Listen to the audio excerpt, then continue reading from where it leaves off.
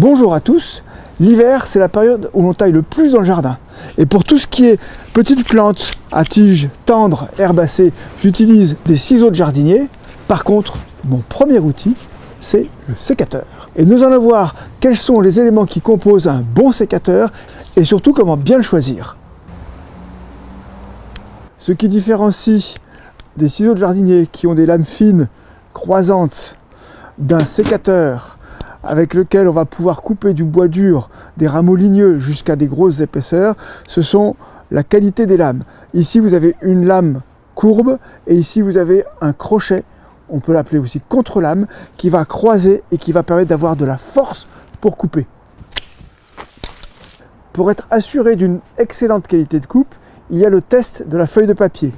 Un outil doit pouvoir couper une feuille de papier comme des ciseaux pendant toute sa durée de vie. Ça, ce sont les ciseaux de jardinier. Voilà un sécateur de qualité. Ça coupe.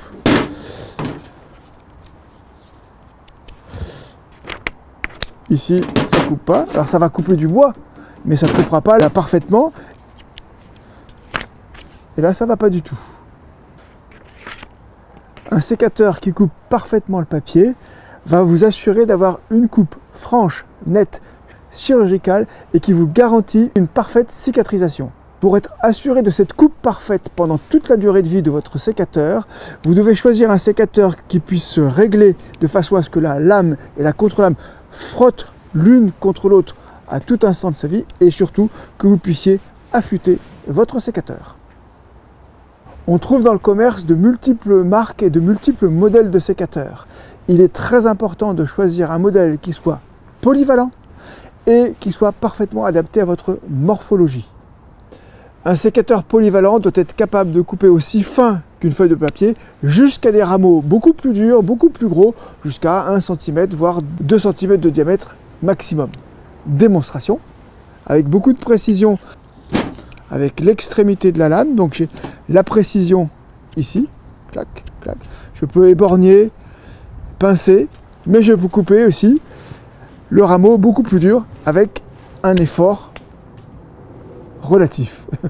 J'ai coupé quasiment 2 cm de diamètre. Ça dépend bien évidemment de la dureté du bois. Pour obtenir cette performance, il faut bien évidemment que votre sécateur soit suffisamment ouvert.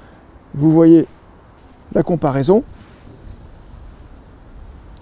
Vous voyez la comparaison.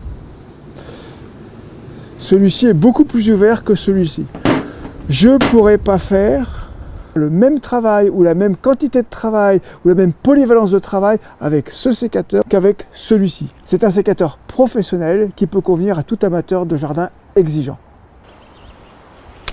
Pour obtenir le maximum de puissance de coupe, il faut que la branche puisse se loger le plus près possible de l'axe de fermeture.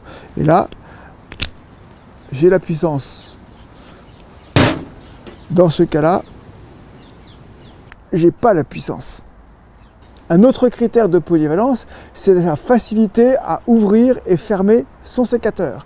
Ça veut dire que dans ce type de sécateur, je presse, le sécateur s'ouvre, un seul geste. Je ferme, un seul geste, il est au milieu.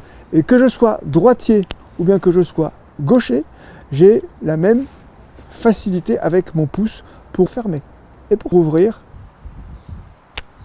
Je vous disais qu'il est très important d'avoir un sécateur bien adapté à votre morphologie. Et pour cela, c'est votre main qui va choisir le sécateur. Vous prenez un sécateur, vous devez l'avoir bien en main. Contrairement à une idée reçue, ce n'est pas forcément la longueur de la main, mais surtout la largeur qui est importante. Dans mon cas, ici, j'ai 9 cm et je vais prendre le sécateur qui va être exactement adapté à la morphologie. Si je prends un sécateur qui est trop petit, je n'aurai pas assez de force, je risque même de me pincer ici. Si par contre, je prends un sécateur qui est trop grand, il est trop puissant, je vais forcer, je vais avoir une tendinite. Le dernier critère de choix, c'est la préhension. Ça veut dire que je prends mon sécateur, je le mets ici, et là, je peux fermer la main. facilement. Ici, dans ce cas-là, je vais avoir du mal à le serrer et je vais avoir du mal à attraper la branche, l'extrémité de la branche. Là, pour le coup, je me fatigue. Dernière chose, pour les personnes qui sont fragiles des tendons, vous avez des sécateurs à poignée tournante qui vont vous aider. Et vous voyez la poignée, elle tourne, ça vous permet de soulager toute la partie tendineuse de votre avant-bras. Ce type de sécateur à poignée tournante a été inventé pour soulager les vignerons qui avaient un travail fortement répétitif. Et pour finir, 2 conseils pratiques pour bien tailler maintenant que vous avez un bon sécateur. Quand vous taillez, vous avez toujours une lame et une contre-lame. Je coupe toujours soit au-dessus d'un bourgeon, soit au-dessus d'une feuille, soit au-dessus d'un rameau. Et je coupe. Taille tôt, taille tard, taille court, mais taille donc et à bientôt pour une nouvelle taille en détail.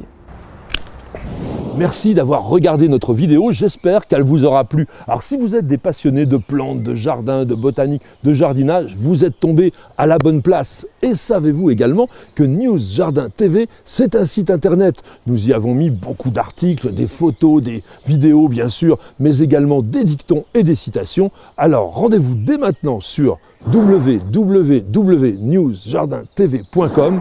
À très bientôt.